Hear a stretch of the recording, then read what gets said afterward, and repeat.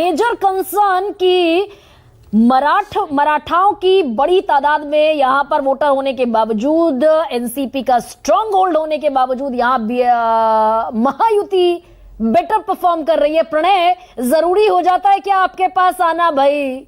पश्चिमी Maharashtra, strong hold of Sharad Pawar, NCP किसकी यहीं से तय होना है पश्चिमी महाराष्ट्र से?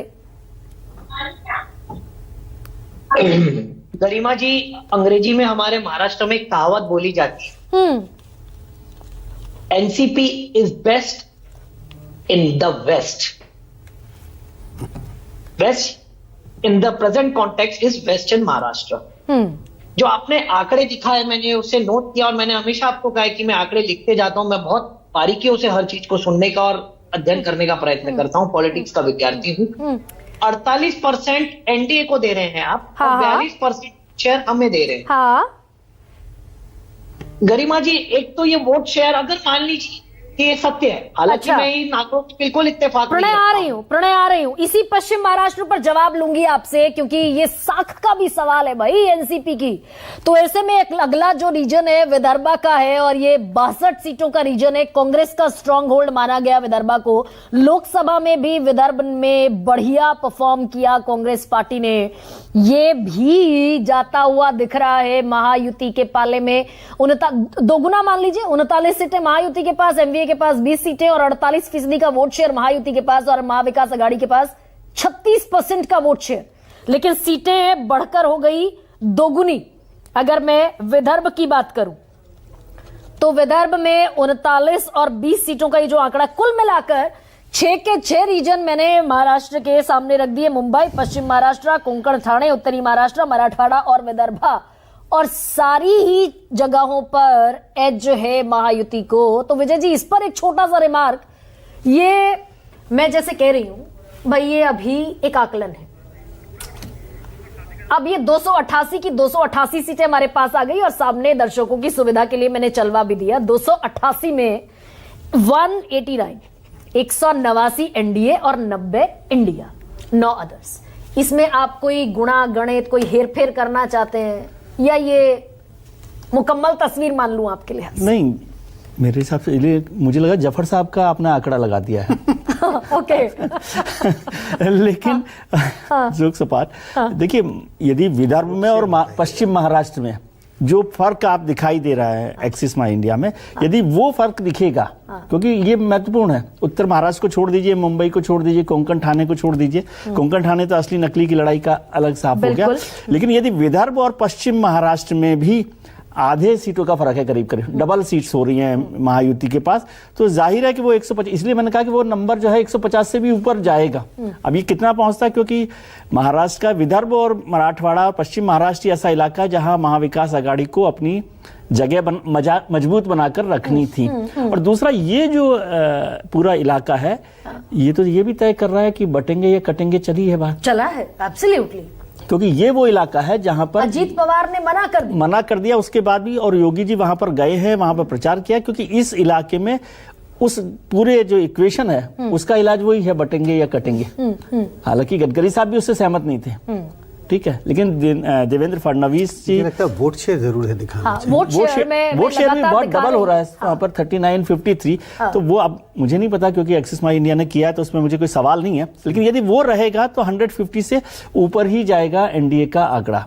लेकिन फिर भी थोड़ा सा मुश्किल मुझे लगता है कि क्या शरद पवार साहब अपनी जमीन बिल्कुल खो देंगे, उसकी मुझे संभावना कम लगती है। क्योंकि अभी हम जब बात करते हैं कि अजीत पवार साहब कमजोर कड़ी होंगे और आरक्षण का मसला, तो फिर तो महाराष्ट्र का पूरा इलेक्शन बदल गया ना। महाराष्ट्र में जो पूरा इलेक्शन था जातिगत आरक्षण को लेकर, मराठाओं की राजनीति को लेकर, जातियों को लेकर था, और भारतीय जनता पार्टी ने उसके खिलाफ रिवर्स पोलराइजेशन की बात की। बटेंगे कटेंगे का मतलब है रिवर्स पोलराइजेशन है। तो उसको लेकर किस तरह से यदि पूरा महाराष्ट्र इसी नतीजे पर पहुंच रहा है, तो यहां पर पहुंच सकते हैं। लेकिन क्या ऐसा हुआ है, अब ये तो देखना होगा। कि ये पश्चिम महाराष्ट्र और विदर्भ को मैं थोड़ा सा सरप्राइजिंग एलिमेंट के तौर पर देखता हूं। तो बार बार ये कहा जा रहा था कि भाई महाराष्ट्र हरियाणा नहीं है। जो विपक्षी पार्टियां थी, ऑपोजिशन लीडर, संजय जी लगातार ये सवाल आपसे पूछ लेती हूँ, प्रणय आ रही हूं, बाद में आप ही की बारी है। संजय जी, ये कहा जा रहा था कि भाई हरियाणा नहीं है महाराष्ट्र, यहाँ हक और हुकूक की बात दलित समझता है, आरक्षण पर खिलाफ है, मराठा आरक्षण नहीं दिए जाने से नाराज हैं, ओबीसी इसलिए नाराज हैं क्योंकि उनकी पॉकेट से मराठाओं को कुणबी आरक्षण दिया जा रहा है, तो वो यूनाइटेड वाला सिचुएशन नहीं दिखता है। ये क्या सब गणित सब दरे के दरे रह गए क्या? अगर नतीजे इसके आसपास आते हैं, 189-90 की बात हो रही है, अगर 170-80 भी है, तो निश्चित रूप से ये सारी जो नैरेटिव बनाने की कोशिश की गई थी, मैं स्ट्रेस कर रहा हूं कोशिश की गई थी, क्योंकि अगर ये है तो निश्चित रूप से ये सिर्फ कोशिश रही और कोशिश फेल हो गई कि भाई बटेंगे तो कटेंगे नहीं चलेगा, ये महाराष्ट्र है, यहाँ दलित अपना हक जानना मांगना जानता है। इसका मतलब है कि ये सारे नैरेटिव्स फेल हो गए और चुनाव एकदम एक तरफा है। 90 और 190 मतलब 2 गुना से भी ज्यादा। तो ये तो एक तरफा चुनाव है, बिल्कुल जिसको कहते हैं स्वीप, आंधी, जो भी आप कह लें। तो निश्चित रूप से वो नैरेटिव कहें कि जो महाविकास आघाड़ी का जो नैरेटिव, कोई नैरेटिव नहीं था उनके पास। इसका मतलब एक ये भी है कि शिंदे साहब की नौकरी गई, मतलब भारतीय जनता पार्टी का मुख्यमंत्री बनेगा, ये मैं आपको बता सकता हूँ। यदि ये नतीजे पहले नतीजे आ जाए, यदि ये नतीजे है, मैं इस नतीजों की बात पर कह रहा हूं। संजय जी जल्दी से ये भी बता दीजिए, are we jumping over the conclusion? Should we jump over the conclusion? नहीं, we are not jumping over the conclusion, क्योंकि जब एग्जिट पोल के अनुमान है, हम ऐसे ही चर्चा तो इसी पे ऐसे ही करेंगे, इसी पर जो अनुमान है उसी पर चर्चा करेंगे, इसी पर होगी। तो प्रणय, पश्चिमी महाराष्ट्र में आपने कहा भाई NCP is the best in the west. ये पश्चिमी महाराष्ट्र इतना बड़ा झटका देते हुए प्रणय दिख रहा है, 36 सीटें एनडीए के पास और 21 आपके पास, ऑलमोस्ट डबल। ये तो स्ट्रॉन्ग होल्ड है ना एनसीपी का। गरिमा जी, मैंने आधी ही बात कही थी, अब मैं उसे पूर्ण करता हूं।